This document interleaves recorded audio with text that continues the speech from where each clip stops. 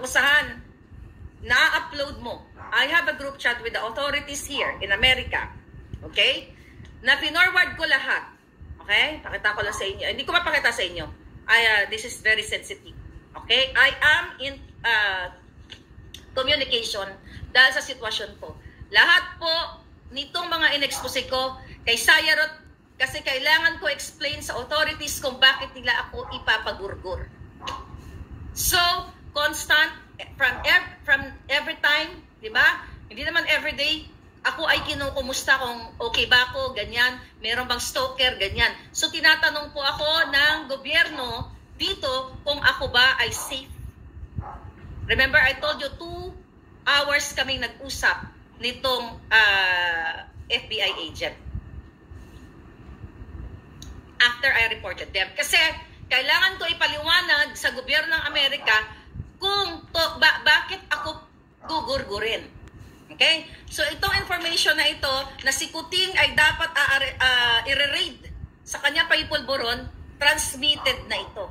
Yung kay Sayarot, lahat, mga pictures na pinapakita ko sa inyo, yung involvement ni Sayarot at pagsama ni Marcos Jr. at ni Lisa Tanas sa isang pulburonik na si Sayarot, reported na po lahat yan. Kaya doon yung mga nag-alala sa akin, I know, hindi naman ako si Iron Man o si Wonder Woman na hindi ko tatablahan ng bala.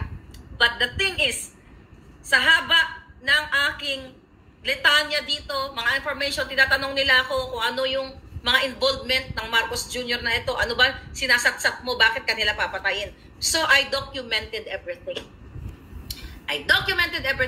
At finorward ko na mga palangga. Yan. Kaya Lisa, alam mo na. Ikaw, kayo ni Kuting, kayo ang highlights. Kayo ang dalawang mag-asawa. Okay? Dahil hinahunting na nila ako, mga kababayan, kaya itong mga kaso-kaso na ginagawa ni Lisa Tanas, okay? Napag-alaman natin, mga palangga. It is their strategy. Okay? It is their strategy. Mga palangga, una, naharasin ako, na matakot ako para hindi na ako magsalita. And, ang target ng gobyerno ni Kuting, hanapin ako para tuluyan ng manahimik at kitilin nila o gurgurin nila.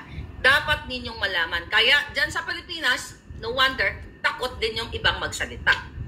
At ako, mga kababayan, sabi ko nga kung ito ang aking misyon sa mundong ito para isigaw sa inyong lahat na meron kayong bangag na presidente at noon pa ay binili na.